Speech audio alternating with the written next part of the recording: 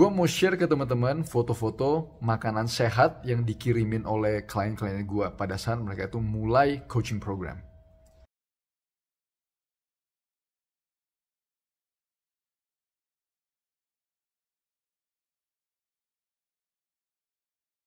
Nah, jadi itu beberapa contoh makanan yang dikirimin ke gue oleh klien-klien gue itu pada saat mereka itu baru memulai. Jadi itu tipikal makanan orang Indonesia, men.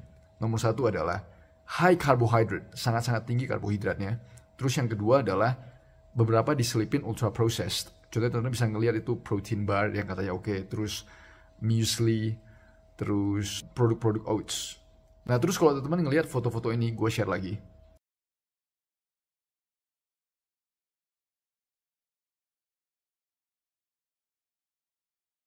Nah, dan itu dibilang nggak sehat, karena telurnya banyak, dagingnya banyak. Nah, kolesterol dong. Terus pertanyaan yang gue mau tanya ke teman-teman, kalau seandainya set foto kedua itu lebih tidak sehat dibanding set foto pertama, kenapa permasalahan obesitas di masyarakat kita itu meroket? Kan itu pertanyaan yang harus ditanyain dong. Nah, sekarang gue mau ngebahas kalau seandainya teman-teman tetap makan karbohidrat yang tinggi. Kalau tetap itu makan sekitar 60-70% karbohidrat sesuai dengan anjuran. 60-70% untuk daily intake itu semua karbohidrat. Apa yang terjadi? Nah, ini gue mau share satu research yang menarik ya. Super interesting. Jadi ini ada satu grup orang yang dikasih makan, dibagi 3 kelompok. Satu itu disuruh makan low carbohydrate, medium carbohydrate, terus disuruh makan high carbohydrate selama beberapa minggu. Terus sampel lemaknya mereka diambil biopsi, terus dicek. Yang mereka cek ini sangat-sangat menarik, yaitu gimana mitokondria di dalam sel lemak itu bekerja. Ini dari sampel orang nyata ya, yang diambil setelah ngikutin program low, medium, dan high carbohydrate. Terus mereka itu ngecek mitokondria. Mitokondria itu kalau bagi teman-teman yang tidak tahu, mitokondria adalah PLN-nya sel. Jadi mesinnya sel yang keluarin energi dan itu harus aktif. Kalau nggak aktif, selnya itu bakalan menumpuk lemak. Apa yang terjadi? Kalau teman-teman itu konsumsi high carbohydrate diet, mitokondria teman-teman itu tidak bekerja secara optimal. Dia itu kayak tidur. Respiration rate-nya dia turun. Ya sel lemaknya tidur, dia itu tidak membakar. Apa yang menyebabkan itu? Yaitu high carbohydrate diet dengan insulin yang selalu naik. Nah, itu kenapa teman-teman sekarang itu selalu menyimpan lemak di dalam perut buncit, terus susah sekali turun berat badan. Teman-teman udah diet, hitung kalori dan segala macam yang katanya itu makan semua yang sehat. Tapi kenapa berat badan itu nggak turun? Malah tambah buncit. Ya karena persepsi makanan sehat itu yang menurut gue itu misguided yang ada di masyarakatnya kita. Semoga bisa bermanfaat. Ini konsep yang salah besar. Kalau ada yang bilang bahwa gula, glukosa, karbohidrat adalah sumber energi yang utama buat badannya kita, itu salah besar ya. Salah besar. Ini gue share satu research paper yang terbaru dari Clinical Nutrition yang bakalan tunjukin ke teman-teman bahwa konsep dimana glukosa atau karbohidrat, gula-gula itu adalah sumber energi utama kita, itu salah besar. Nah, ini mereka itu membandingkan sumber energi yang dipakai di cowok-cowok yang sehat antara pada saat mereka itu makan dan pada saat mereka itu puasa yang lebih dari 24 jam. Nah, studi ini menarik, ini open access, teman-teman bisa baca aja yang lengkap. Tapi ada 2 yang gue mau tunjukin ke teman-teman, oke? Ini teman-teman ngelihat graf ini. Pada saat kalau kita itu makan dengan karbohidrat ya, kalau kita makan karbohidrat, makanan biasa lah, whatever, yang karbohidrat itu tinggi, kita itu berubah, badan kita itu menggunakan karbohidrat untuk sebagai sumber energi. Coba teman-teman ngelihat. Tapi pada saat kalau seandainya kita itu insulin kita itu balik ke baseline, turun, kalau kita itu stop makan gula, ini terutama di orang-orang yang berpuasa ya. Ini gue ngambil aja ilustrasi dari orang-orang yang berpuasa, karena pada saat kita berpuasa panjang itu biasa insulin tuh bakalan turun ke baseline. Nah, di situ kita membakar lemak. Jadi teman-teman bisa ngelihat bahwa badan kita ini menggunakan gula dan lemak itu interchangeable sebagai sumber energi.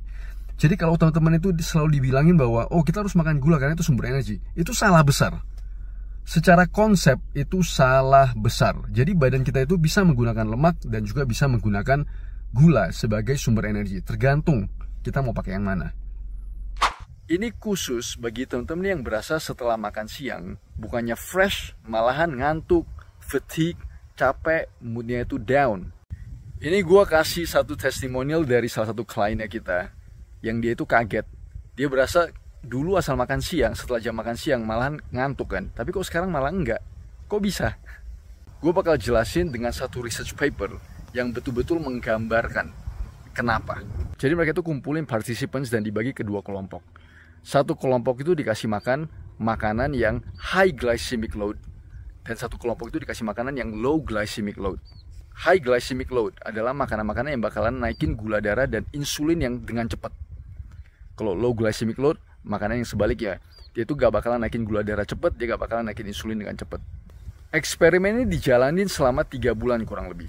Dan setelah itu mereka itu ditanyain, apa ada perbedaan pada saat makan low glycemic dan high glycemic load dari sisi mood, dari sisi depressive symptoms, kita depresi atau enggak, dan juga dari sisi fatigue, kita berasa capek atau enggak. Dan perbedaannya itu sangat-sangat jelas ya. Kalau bagi teman-teman yang makan high glycemic load food, artinya kalau teman-teman makan itu selalu karbohidratnya tinggi, nasinya banyak, mie-nya banyak, rotinya banyak, di participants kayak begini, dia tuh berasa depressive. Mereka itu depression sering, terus moodnya itu jelek, dan juga sering berasa fatigue, capek. Jadi intinya adalah jangan makan makanan yang bakal naikin gula darah dan insulin teman-teman itu dengan cepat. Oke, fokus di protein hewani. Gue selalu saranin sekitar 50-70%. Sisanya itu sayur dan buah. Nasi, roti, mie itu 2-3 sendok makan aja max.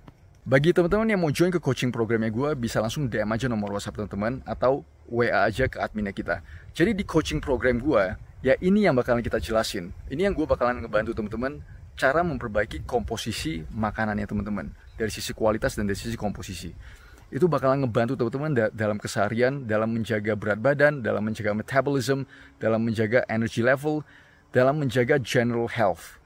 Kadang gue ditanyain apa credentialsnya gue, jadi gue share di sini. Jadi gue S1 dan S3, gue loncat S2, gue gak ada S2. S1 dan S3 itu di Food Science, School of Chemical Sciences, University of Auckland, New Zealand. Terus gue juga punya Postgraduate Certificate in Clinical Nutrition dari University of Aberdeen, Scotland. Semoga bermanfaat. Jadi banyak yang nanya gue makannya apa sih? Ini tadi makan siang gue ini, oke? Ini semua sama yang gue makan itu komposisinya very simple. Coba teman-teman ngelihat, itu gue 50-70% itu ikan. Oke, hari ini ikan kecap. Terus sisanya apa? Gue makan sayur hijau, gue makan bengkuang, wortel, itu yang dimasak gue. Oke. Terus nasinya berapa? Itu 2-3 sendok makan aja, that's it. Kenapa gue tahu gue makan segini udah cukup? Karena gue udah biasa, porsi makan gue begini, gue 80% kenyang, gue stop makan. Dan coba teman-teman ngelihat di sini. Ini semua real natural food. Ikan ya ikan, sayur ya sayur, bengkuang ya bengkuang, wortel ya wortel, nasi ya nasi. Oke. Jadi makanan gue itu very simple. Gue cuma fokus di real food dan komposisinya 50-70% itu protein hewani, 30-50% itu sayur-sayuran. Nasi itu 2-3 sendok makan. Oke, nasi itu 2-3 top, that's it, 2-3 sendok makan. Habis itu 80% gue kenyang, gue stop makan. That's it. Sesimpel itu guys.